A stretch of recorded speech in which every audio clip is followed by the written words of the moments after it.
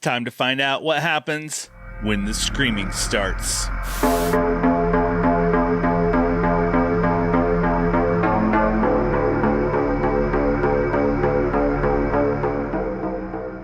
Hey everybody, it's Brad coming to you with a brand new video for the film When the Screaming Starts. I also have a special interview with the director of the film, Conor Boru. Before we dig into all that, make sure you subscribe to the channel so you never miss any of these, as well as any of my To Be Tuesday videos that I do over here on the channel. You won't want to miss them. All right, let's dig into When the Screaming Starts. This is a mockumentary-style film about an up-and-coming serial killer and a documentary filmmaker, award-winning documentary filmmaker named Norman, who decides to kind of follow this aspiring serial killer, Aiden, around as he attempts to kind of become the next big, killer. And honestly, this film was so much fun. It kind of a lot of times reminded me of What We Do in the Shadows, with the comedy involved with this mockumentary style film, and I loved it. I absolutely loved it. It really took off when Aiden decided to, and this is completely spoiler free, when he decided to create a family, a la Charles Manson. So he starts interviewing other killers to bring them in, and it gets even better from there. There are two twins, Victoria and Veronica, which stole the show for me, and I would love to see a film with just those two. But overall, definitely check out When the Screaming Starts, because it is just a fun time. And it is available on Screambox right now to stream, so go check it out. All right. So I had the chance to sit down with the director, Conor, to talk about the film. So let's jump into that discussion. So I will meet you on the other side.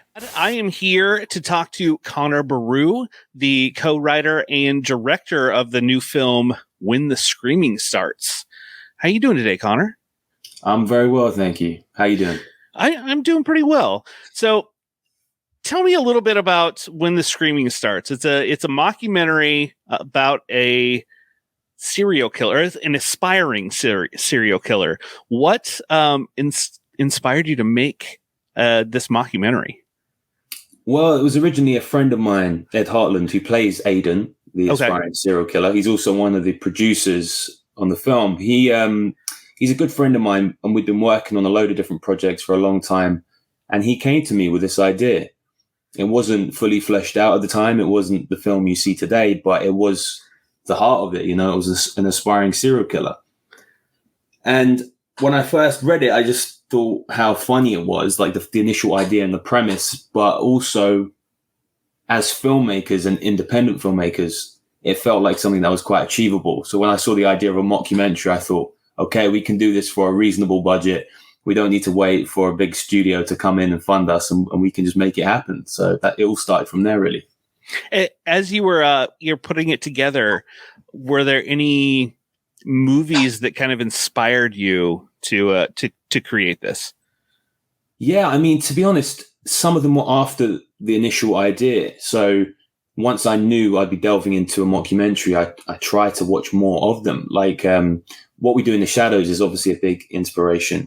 I think mostly because they took the mockumentary format and they did something different with it. It's still quite cinematic in its own way, although it has the sort of scrappy camera movements and the rough and ready approach. It does still have that cinematic quality, the sound, the music, even the visuals, So I went back after the fact, started watching every mockumentary I could get my hands on. And then just over the years, I guess the references we all have, Man Bites Dog was definitely in there because I watched that film at uni, but I made sure I didn't watch it again because I was like, I can't be too inspired. We've got to make this beast our own. So yeah, definitely got to hold our hands up for the likes of The Office, What We Do in the Shadows, Spinal Tap. And was this always supposed to be a comedy? Yeah. So, I mean, we always tried to infuse the comedy, but also not shying away too much from, the brutal, bloody side of serial killing. It's always been a fine line to tread, and it's always something myself and Ed discussed at the script stage. Every day on set, we were like, are we pushing this too far towards the comedy, or is this scene a bit too dark? Like, it was a tricky balance to strike, but yeah, it was always intended to be a comedy. And I think, if anything, it was more comedic to start with, and actually got surprisingly dark the more we sort of worked on it. In some scenes, it was clear on the page it was a very dark scene or it was a very funny scene, but other ones kind of caught us off guard, and that was a testament to the actors involved and the crew. A few scenes without any spoilers really shocked me on the day, and I thought, oh, holy shit, this is this has gone into a dark place right now. Now, when you were putting this film together, I mean, it's probably a really small crew, and as everybody knows now, I mean, we're in the middle of a pandemic. How difficult was that for you to put this movie together? So initially, we started filming in January 2020, so just before the pandemic. And we had the plan to shoot, and because it was, relatively low budget and mostly it was our friends that were in the crew, we knew we had sort of bit of flexibility to shoot the bulk of it and then come back and shoot some additional scenes. Because of the mockumentary format, you can go on these little offshoots, these little tangents, backstories, etc. But then obviously the pandemic happened, and we had to wait for, I think it was 8-9 months before we could shoot anything else. And in that time, we assembled a full edit so we could see what was working, what wasn't working, and what we needed to get. And yeah, crewing up after the pandemic was tricky. It was just a very different vibe on set. Everyone was a trooper and powered through, but just having the masks on, really limiting. I mean, we had a very limited crew even in January before the pandemic, but after, we just stripped anything that wasn't necessary. So we had to wear a lot of hats to make it feasible. Yeah. And when we wrote new scenes, we had to really keep in mind social distancing and all that kind of stuff. So certainly a challenge, but I do think it actually opened up a few ideas we wouldn't have thought of otherwise. Now, with that, you said you got to kind of put a little rough cut together. Did that kind of a little bit of a blessing in disguise, so to speak? You got to see it and go, you know what? This doesn't work quite like how I wanted it to. Let's kind of rework this a little bit. You had a little extra time. Exactly, yeah. And our editor, Alan Ray, was based in New York.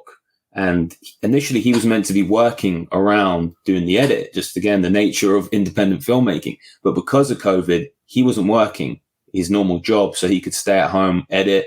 So I think in terms of post-production, it was actually, I don't want to say it was good timing, but at least for us, we could have the time to work through. We weren't doing much else at the time. All our work had dried up. So at least we had this goal to keep us a little bit sane in an otherwise crazy time.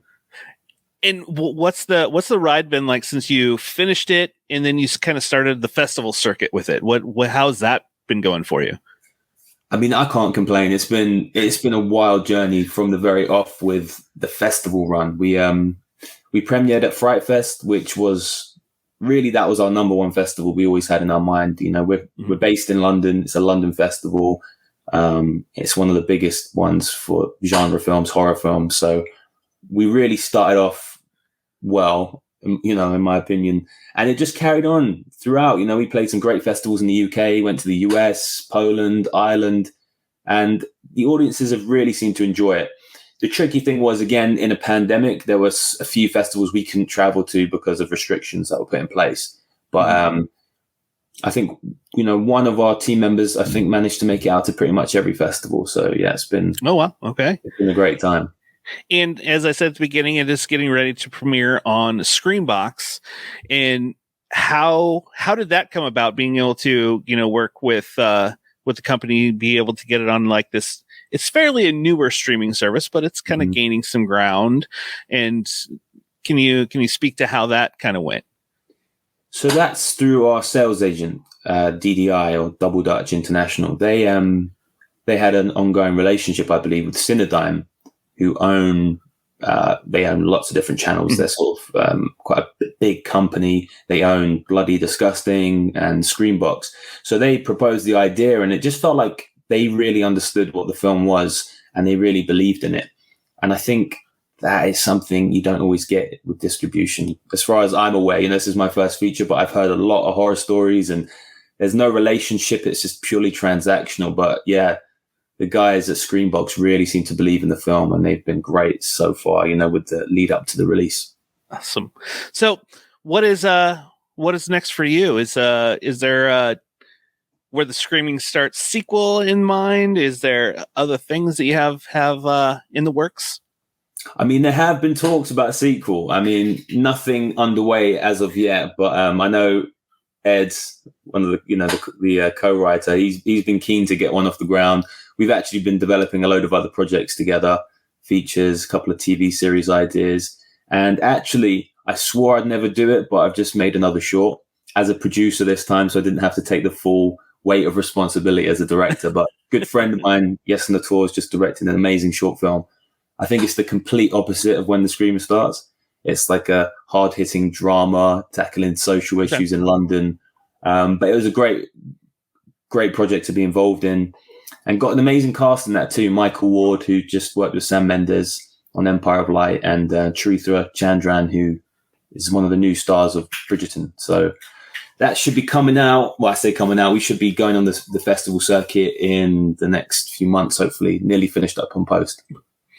Well, before I let you go, I want to thank you again for talking to me. Where can everybody kind of follow along to what you have coming up?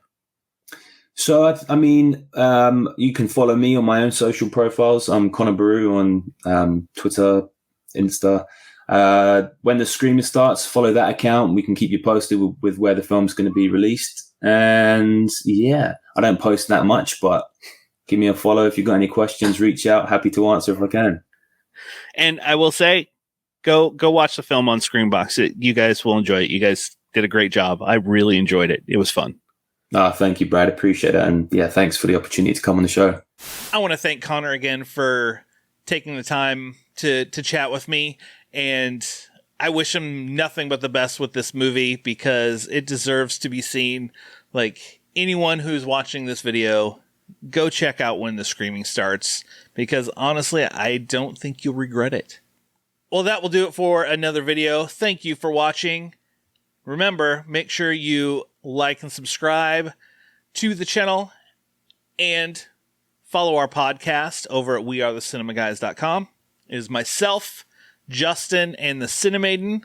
We're just three friends who just love talking movies. And until next time, maybe we'll see you at the movies.